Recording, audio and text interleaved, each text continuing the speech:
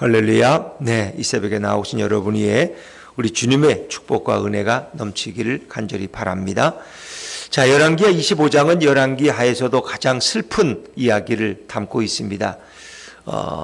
한 나라가 망해가는 그런 과정을 우리는 보게 됩니다. 가까이 우리나라 대한제국이 망하는 과정을 우리는 생각해 볼 수 있죠. 을사조약이라는 게 챙겨야 되고, 그다음에 한일합방이라는 것이 1920년에 이루어지죠. 1910년에, 1905년에 을사보호조약, 그 나라의 주권을 빼앗기는 거죠. 그리고 1910년에 한일합방, 일본과 한국이 완전히 합쳐지는. 이래서 정말 우리는 고종 황제와 민비, 그리고 민비는 그 일본의 사무라이에 의해서 살해당하지 않습니까? 그리고 마지막 영친왕, 그 비운의 모습들, 나라를 잃은, 주권을 잃은, 국민을 떠난 왕이라는 것은 별 볼 일 없잖아요. 그러니까 이제 이스라엘, 정말 이스라엘 중에서도 진짜 그 나라의 중심은 남한국 유다인데, 이제 북이스라엘이 사마리아가 BC 722년 망하고, 그리고 꼭 136년이 지난 후에 BC 586년 드디어 남한국 유다가 망하는, 예루살렘 성이 회파되는 이제 그런 우리는 비운의 장면을 보는 것입니다. 어떤 나라나 어떤 도시나 한 개인이나 망하는 과정은 참 이게 순식간에 일어나는 일 같지만 그렇지 않다는 것입니다. 그것은 오랜 역사 가운데 이미 하나님이 수없이 경고하셨고 예고하셨고 시련과 연단과 채찍질을 주었지만 사람들은 그걸 깨닫지 못하다가 어느 순간에 마지막에 허물어지는 거예요. 그러는 거 어떻게 갑자기 이런 일이, 우리가 영화에 보면은 뭐 어떤 집이 너무 행복해, 그냥 막 웃고 행복하고 집도 너무 좋고 차도 너무 좋고 막 그런데 그냥 하루아침에 지진이 나서 그냥 다 죽어. 어떻게 저렇게 아름다운 집이, 그럴 수 있. 그러나 그것은 한순간에 일어난 일은 아니라는 것입니다. 지진의 기운이 있다면 그걸 여러 사람들이 경고했을 것이고 그것을 떠나라고 했을 것인데 고집을 피우고 있다가 결국 그 지진을 맞아서, 또 때로는 쓰나미가 몰려와서, 또 때로는 화산이 폭발해서 그들이 위험에 처하고 그 아름다운 웃음들이 비명과 통곡으로 바뀌어지는 모습을 우리는 보게 됩니다. 그거는 어느 날 갑자기 있은 일이 아니라는 거예요. 이미 우리가 눈에 볼 때는 느끼지 못했지만 이면적으로 내년에는 수없이 그 일이 진행되었다. 그럼 화산이 폭발하려면 그냥 폭발됩니까? 용광로가 그 부글부글 끓다가 어느 순간에 때가 되면 튀어나오는 것입니다. 지진도 그냥 갑자기 나는 게 아니에요. 모든 게 다 그렇습니다. 그냥 일어난 일은 없다는 것입니다. 거기에는 다 이유가 있고 다 거기에는 과정이 있고 원인이 있다는 것입니다. 망하는데도 이유가 있는 것입니다. 정말 남한국 유다의 이 망하는 마지막 모습은 그냥 되어진 게 아니에요. 하나님이 수없이 에레미야를 통해서, 이사야를 통해서, 수많은 선지자들을 통해서, 아모스, 호세아를 통해서 이미 수없이 경고하셨어요. 그러나 그들은 듣지 않았다는 것입니다. 말씀을 듣지도 않고 읽지도 않고 귀를 막고 우상 숭배에만 열정을 다했다는 거예요. 그 결과가 결국 이렇게 이루어지는 것이죠. 그냥 이루어지는 일은 없다. 자, 우리가 24장에서는 바벨론의 1차 침공과 2차 침공이 있었다 그랬어요. 근데 오늘 25장은 바벨론의 제3차 침공. 이게 마지막입니다. 제3차 침공은 바벨론 왕 누부갓네살이 직접 군사를 이끌고 예루살렘을 포위했는데 그 기간이 한 1년에서 1년 반쯤. 예루살렘 포위하니까 출입을 못하니까, 그리고 기근이 심해서 비도 안 오고 성 안에서도 농사도 텃밭도 못 가꾸고 밖에서 양식을 못 가져오니까 이제 굶어 죽을 판에 이르렀죠. 결국 신하와 왕들이 한밤중에 도망치다가 다 붙들려요. 그래가지고 결국은 시드기야 왕이 바벨론의 느부갓네살 앞에 끌려가 가지고 그가 보는 앞에서 그의 왕자들의 눈을 다 빼버려, 도망가지 못하게. 그리고 시드기야 왕은 어떻게 해요? 노사슬로 끌고 가는데 그 아들들은 다 죽이고, 왕자들은 다 죽이고 시드기야의 두 눈을 뽑아서 빼버리고 그 장님을 만들어서 결국은 노사슬에 그를 꿰어서 바벨론으로 끌고 가는 이 비참한 모습들. 왜 그런 일이 있으리라고 왜 상상하지 못했을까? 그러니까 아마 솔로몬 성조부터 다윗의 그 영광스러운 시대를 거쳐오면서 어떻게 우리 예루살렘이 망할 수 있냐, 어떻게 우리 유다가 망할 수 있냐, 이런 생각이 있을 거예요, 사람들은. 그러니까 이 종말이 온다고 해서 사람들은 안 믿잖아요. 그렇죠? 예수님이 다시 오신다면 믿어요? 안 믿어요. 교인들도 아마 설문조사해보면 50%는 안 믿을 거예요. 그건 그냥 목사님들이 하는 얘기고, 그게 어떻게 예수님이 다시 오냐고. 구름 타고 사람이 말이 되냐. 로켓을 타고 온다면 모르지만 우준이 돼가지고 어떻게 구름을 타고 다시 오시겠. 안 믿어요.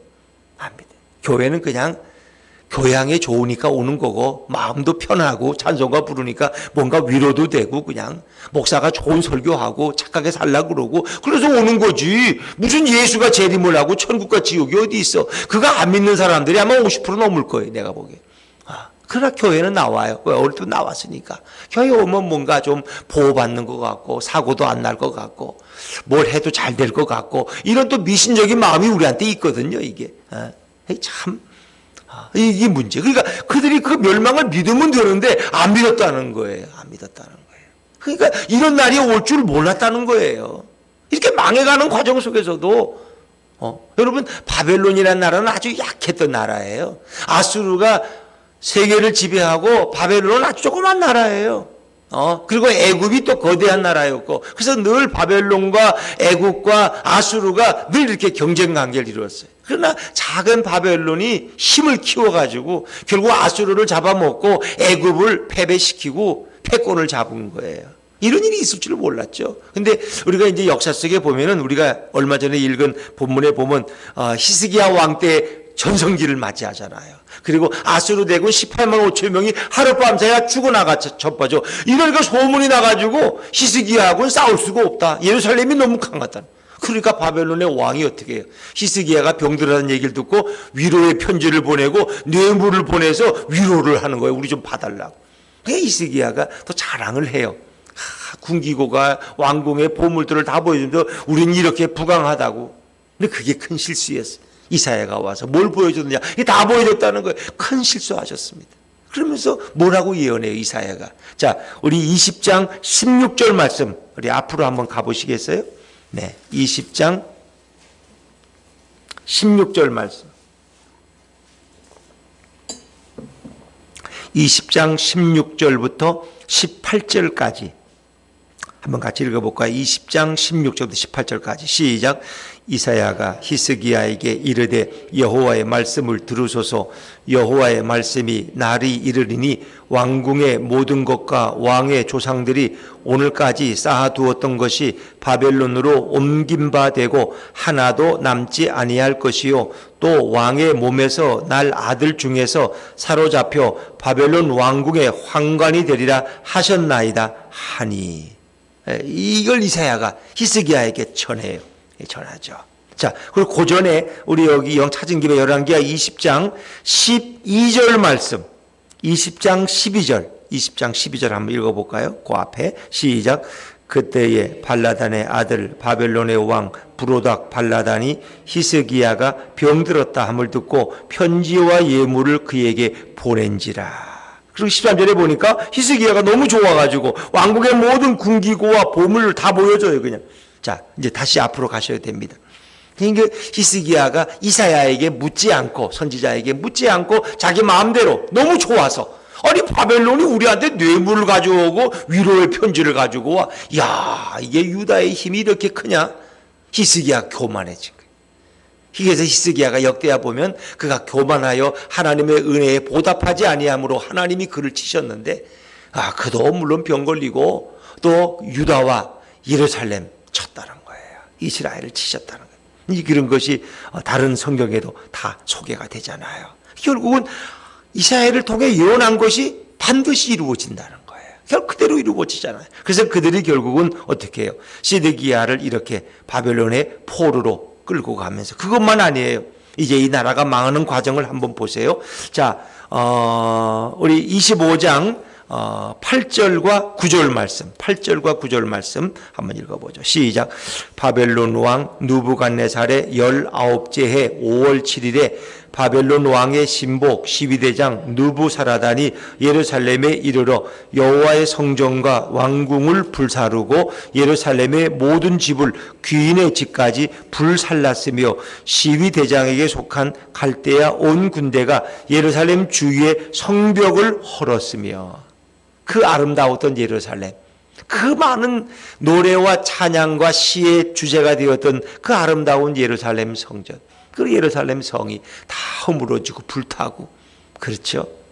그리고 그 안에 살아남은 사람들은 다 포로로 끌려가는 왕족과 귀족들, 장군들, 기술자들, 예술인들을 다 붙들려가고 거긴 누가 남아요? 가장 비천한, 끌고 가봤자 도움 안 되는 사람들, 비천한 사람들만 남겨둬서 농사 짓고 그저 염려해서 살게 그냥 그렇게 이렇게 버려진 땅으로.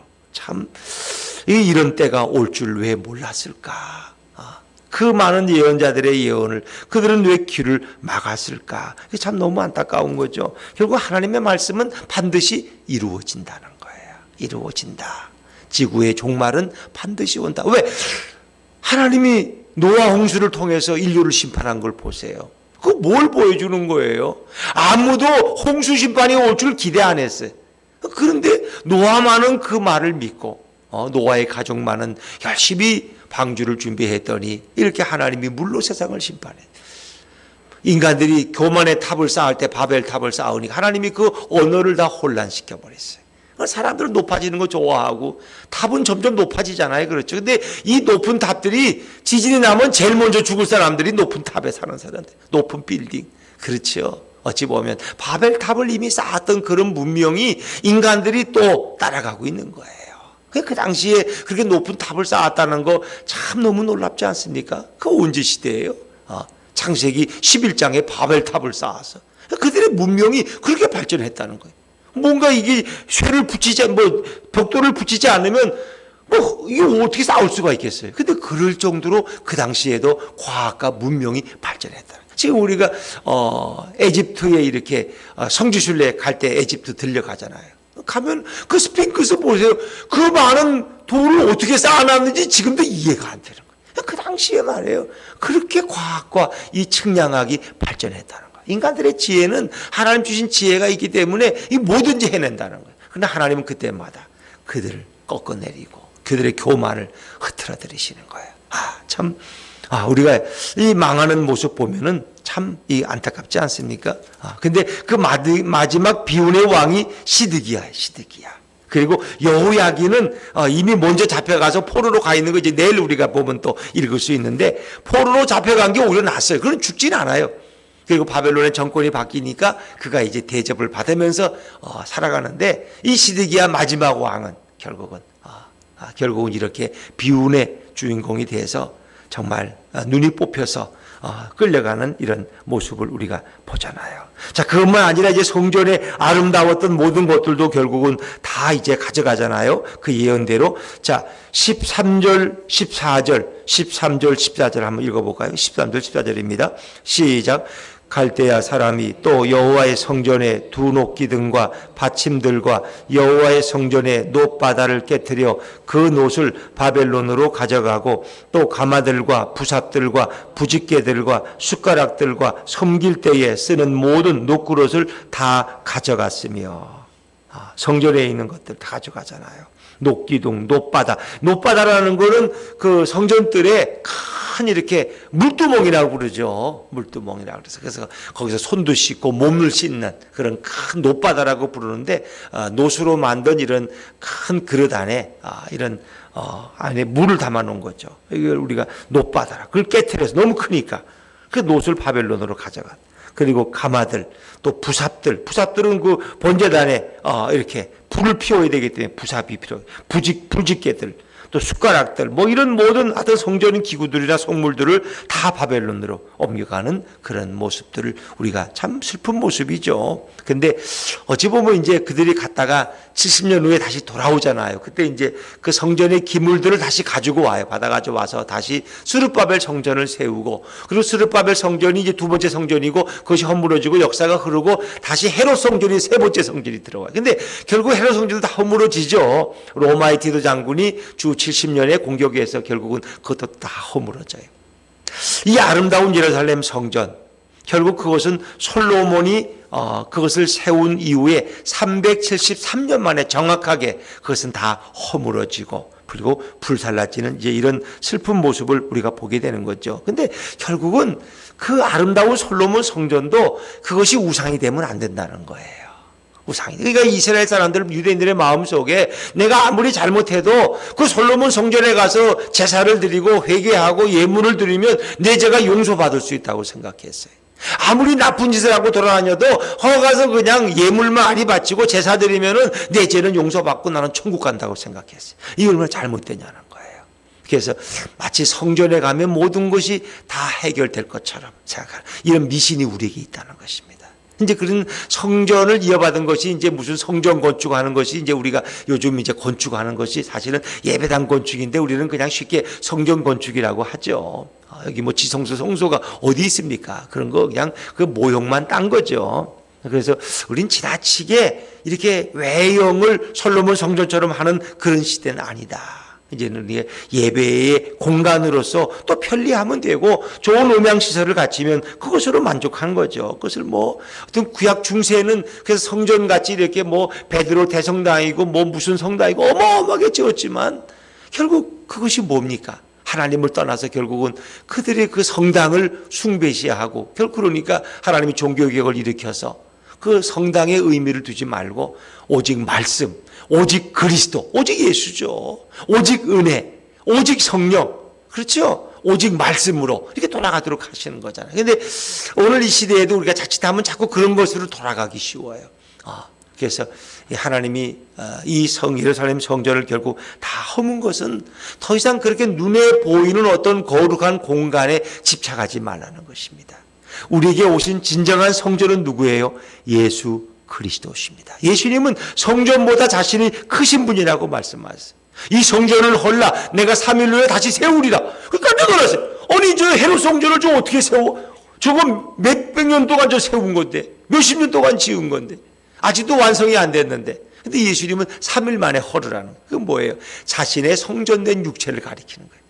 내가 십자가에 죽고 내 몸이 허물어지지만 3일 만에 내가 다시 부활할 것이다.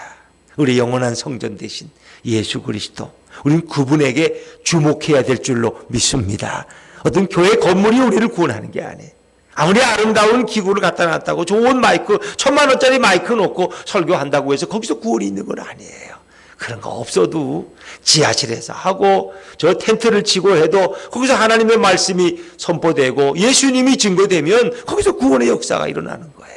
근데 우리는 지나치게 자꾸 뭔가 외형적으로 눈에 보이는 어떤 이런 큰 예배당, 아름다운 예배당, 여러분 이 마이크 하나짜가 얼마짜리, 이 강대상이 이게 몇 천만 원짜리입니다.